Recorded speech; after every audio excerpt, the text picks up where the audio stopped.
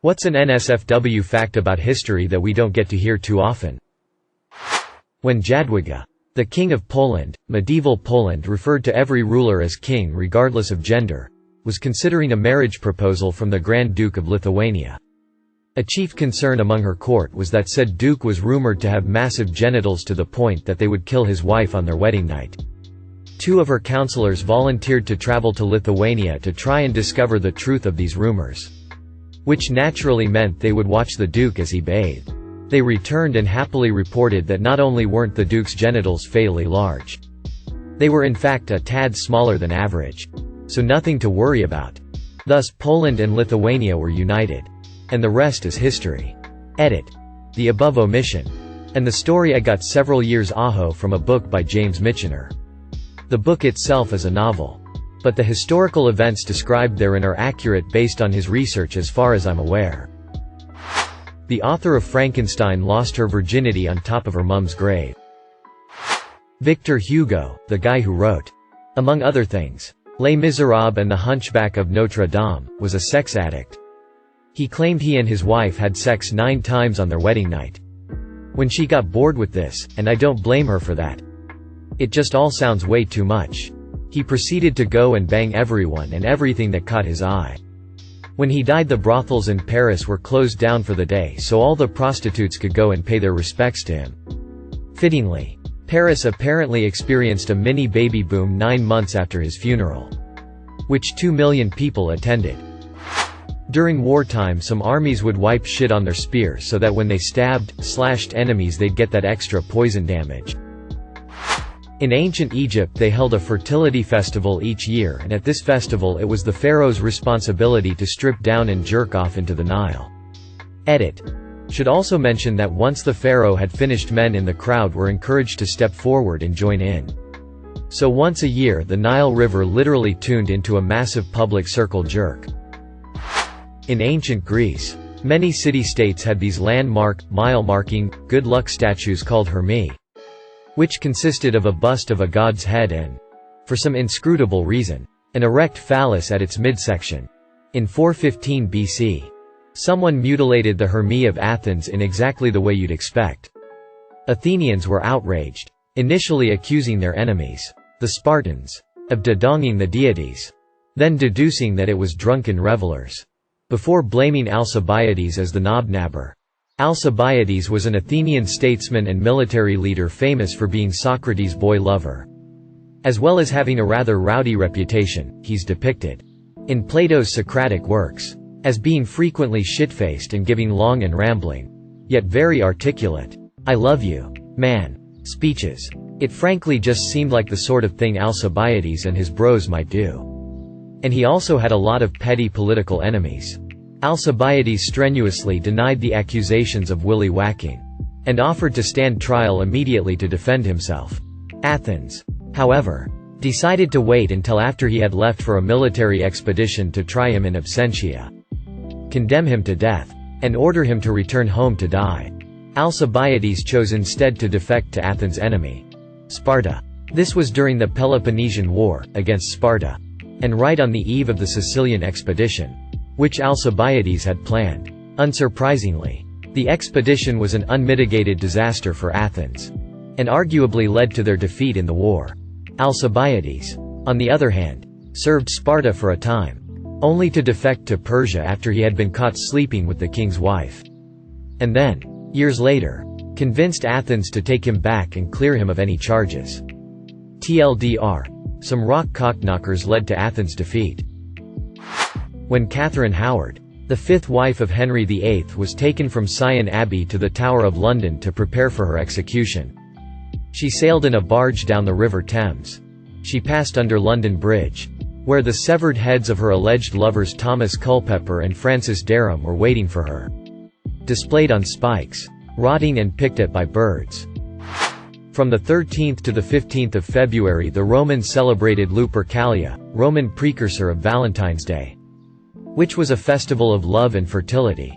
Priests would sacrifice a goat and then cut the goatskin into pieces. Part of this they would wear on their heads, and other parts were cut into thongs.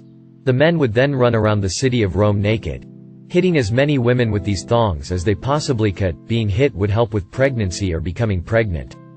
So depending on what they wanted, the women would either deliberately stand in the way of the men, or try to run away while pretty much everyone was naked. In another part of the festivities, men would draw names of women from a jar, and the goal was that they'd stay together for the duration of the festival. This would often result in a lot of, intercourse. And sometimes people actually fell in love and got married after they met during Lupercalia. In 1511, a bunch of people in Brussels took part in the building of 110 vulgar snowmen as an act of protest. Edit. It's known as the Miracle of 1511 if you want to know more.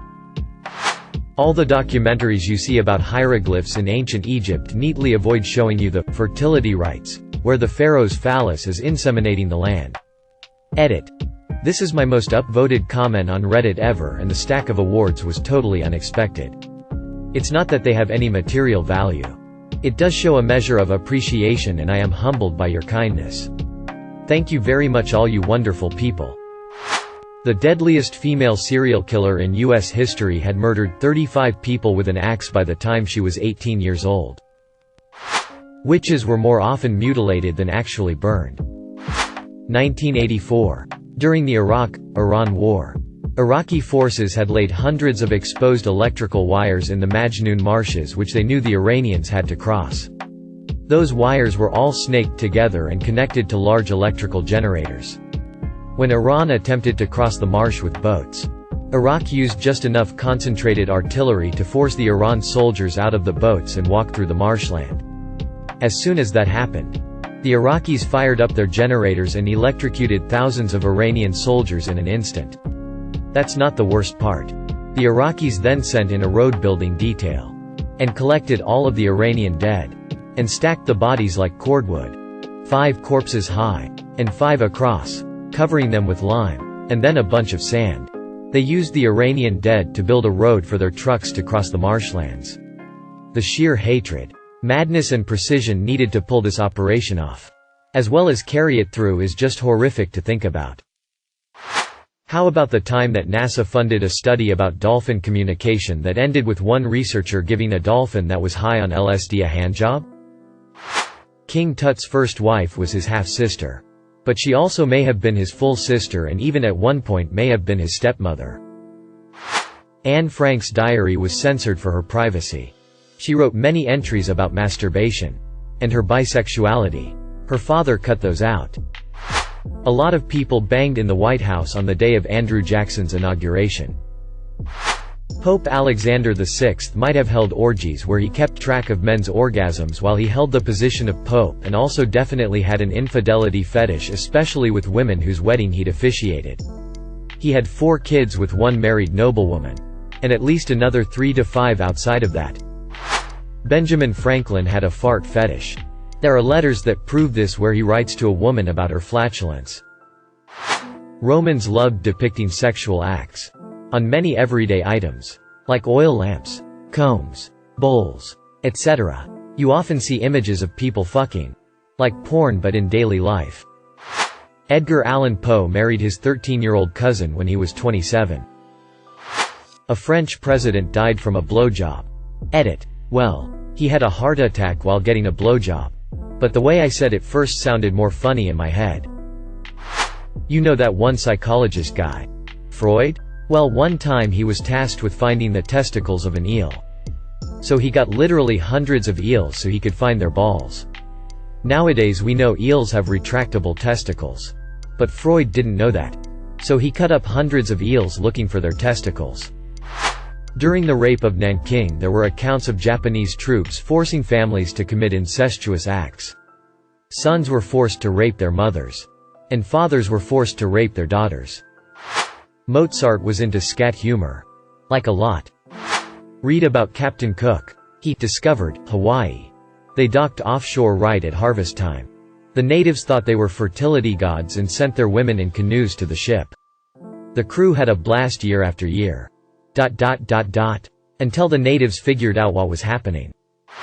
Genghis Khan's generals, Jeeb and Subutai, after defeating the Russians, laid thousands of them bound and stacked like cordwood, and built a platform above where he and his generals feasted. All the while the men below suffocated and were crushed to death. Source: Dan Carlin's excellent The Wrath of the Khan series. Edit: it was the generals. Always blame the generals. Ways popes have died. Pope John VII was bludgeoned to death by the husband of his mistress when he caught them in flagranti delicto. John XIII met his end, so to speak, when a cuckolded husband rammed a poker up his bottom. Pope Leo VII suffered a fatal heart attack during sex with a page boy. In the 50s, the KGB tried to blackmail the Indonesian president by getting him to come to Moscow, where a bunch of girls got him to have sex with them. When the KGB showed him the video, he asked for extra copies, saying the Indonesian people would be proud. Edit: this is the first comment I've ever made to get 5K karma. I really thought I might have been too late, but it really blew up. Thank you all so much for the karma and awards. Kind strangers. This thread is half fun silly things, and half horrible atrocities. What a freaking roller coaster, man. According to records, King Jejong of the Shilla Kingdom had an 18-inch dick. Edit: I think the focus should be that they wrote it down as such, not that he actually had one, which sounds greatly exaggerated. In ancient Egypt, soldiers proved their battle prowess by presenting the severed penises of their slaughtered enemies. Traditionally, severed hands were presented, but in 1182 B.C., Libyans and other allies invaded Egypt and were defeated by the army of Ramesses III. And Ramesses suspected that some soldiers were claiming extra credit by presenting the hands of women as well as the male soldiers. So he demanded penises instead. His victory inscriptions mention 535 foreskins and hands, and has images of the piles of the body parts at the Medine Habu mortuary temple. Mozart wrote a piece called Lick My Ass. Edit: as many people pointed out, the literal translation is lick me in the ass and it means kiss my ass. And thank you to the people who deemed this information worthy of an award. Female hair grooming is not a modern thing. Ancient Egyptians were removing their pubic hair. So were noble ladies in medieval France. Among many other societies, edit, including Rome and ancient Greece for the higher up in society. 18th century French waxing parlors. And that some form of body hair trimming for both men and women is advised for those of the Islamic faith. There is even an anecdote, this is half remembered and I can't find a source. So please let if someone can confirm Wath source, of a married, French noblewoman insulting a knight for not being able to grow a beard and that he must be a bad lover. The knight asked whether she had pubic hair. She confirmed that she did not, the fashion at the time. He then asked if she was a maiden. She replied that she was a married woman and adequately fulfilled her duties to her husband. The knight then replied that they must be as good lovers as each other. And the whole court, including the lady, burst out laughing at his mostly beardless face. And she apologized to him. I guess the reason that I commented is that whether driven by societal pressure, peer pressure from women to look pretty or men to look sexy, this is a reoccurring theme in history and that people should not be judged for their choices either way. And should do what makes them feel happy. Edit 2. Again, can't find the source, but there was a banned book from England in the 19th century of a dude who slept with a lot of women from all different kinds of backgrounds. And he described all kinds of pubic hairstyles, including bare. Maybe they had a condition that meant body hair didn't grow. But to me it shows that with their bodies, particularly something that will grow back, people will always strive to do their own thing. In an era when you barely had any time to yourself, shaving your pubes off could be your own kind of personal individuality. Edit 3. Big thank you to you, 666, who has corrected me that it is an Irish-born individual who wrote this book based on his experiences in the 1920s. But I think my point still stands. I've read so much about Lyndon B. Johnson's cock on Reddit, it's unreal. The CIA once considered sending the Soviets condoms that were large labeled small to convince them that the US was well endowed. Source. Edit. Typo. In the 1880s, James Jameson, heir to the vast Jameson Irish whiskey fortune, purchased a 10-year-old African girl just so he could draw her being eaten by cannibals. In 1488, an Italian noblewoman Caterina Sforza Riario locked herself in a castle to save herself from her enemies. Her enemies managed to capture her children and threatened to kill Tgem if she wouldn't surrender. She climbed on ramparts, lifted her skirt to expose her female parts and shouted, "Fools! Don't you see that I can make myself more children?" May have already been said. There are thousands of comments. But Pope Alexander VI threw a party that is referred to today as the Joust of Whores. He had a large number of women attend a banquet he was throwing, get naked, and would scramble to pick up chestnuts that the Pope and other people at the party threw at them. This party was followed by Alexander holding a contest to see who could sleep with the most women by the end of the night. During the whole thing his kids were also present. Alexander also liked watching his horses breed and would arrange for upwards of 100 horses put outside his palace so he could watch them for hours. Edit. I'm aware that Sam O'Nella made a video with this guy in it. He did not invent Alexander VI. I knew about him from AC2 and investigated further. The dildo was created almost 1500 years before the wheel. There are disputed claims that both Napoleon I's and Rasputin's members were, well, dismembered, during their respective autopsies and have traveled the world extensively, possibly farther than either men ever did, as well as being shown in multiple occasions to the public. On a similar note, it is well known LBJ had a massive Johnson. And Rasputin's girthy schlong was venerated amongst high-class women of his time. No wonder he's indeed Russia's greatest love machine. Not sure if anyone else mentioned it. But when at a Salvador Dali museum, they mentioned that he had a shit fetish. He was alienated from a lot of the modernist movement and even kicked out of some art society he in. And I'm not talking anal. I'm talking literal 2 girls 1 cup fecal stuff. Lol. Edit. To those who keep commenting on his expulsion because of his touting of fascism. Yes, that was a factor as well. What is it that people endlessly warm to in a man who once suggested that the deepest way to demonstrate one's love for another is to eat their excrement? For Dali, such vulgarity was not an occasional slip of a sleazy tongue, but a job description. This is an artist who said he enjoyed hearing of transport disasters, who openly applauded Franco's fascism and frequently congratulated the dictator on his political tortures and assassinations, who once chortled that, "Sometimes I spit on the portrait of my mother for the sheer pleasure of it." Astronomer here. In 1992, 2 astronauts did not disclose they were married to NASA until it was too late to replace one of them and thus became the first married couple in space. While the 2 astronauts in question are not the kiss and tell types. Most people assume this means space sex has happened. Obviously you don't have to be married to try it. But it does make it harder to figure out the couples. NASA's official stance is that it hasn't. But I'm not sure people really believe them. It is speculated that the crotches part of the armor, codpiece, was enlarged. Not to make the knights and king's junk look bigger, but to alleviate the pain caused by syphilis when their genitals made contact with the metal pieces. French modern philosopher Michel Foucault, in addition to studying crime and deviance in a criminology sense, also applied his theories on punishment to his fascination with BDSM. Having also written a number of kink-based works, he eventually moved to San Francisco and partook in gay bathhouses, notorious for casual sex. He eventually caught HIV and some have speculated, it may be written somewhere, that he purposely contracted it as some sort of poetic social commentary. Oddly, I learned this stuff while getting my administration of justice major and studying corrections. Lol. Back during the age of sail, sailors would go months and months without any women or any privacy. When they'd get to port, hundreds of prostitutes would take boats out to the ships to greet the sailors, who would almost all have sex with at least one. This included the ship's boys. Like I said, there was no privacy at all. The crew would share one huge room. Dozens or hundreds of men sleeping in hammocks slung 28 inches apart. So the ensuing copulation took place in the wide open. Hundreds of people having sex all over the ship in plain sight. This wasn't a rare thing. It was almost universal, though some more religious captains wouldn't let the prostitutes on board. STDs were therefore incredibly common. Side point.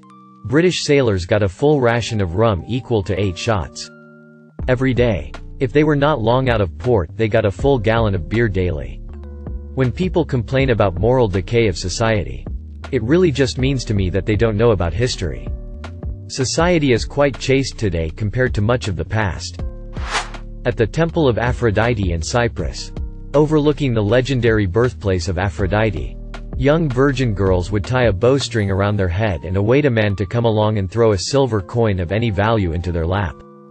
The man would say, "I demand thee," in the name of the goddess. The girl then had to have sex with the man. In this way, the girl would make her first fruit offering to Aphrodite. It is said that some girls had to come back for many days before they were chosen. Thank you for watching. If you enjoyed this video, don't forget to drop a like. If you would like to see more content like this in the future, subscribe and turn on notifications to be notified about future videos. Now check out one of these interesting videos.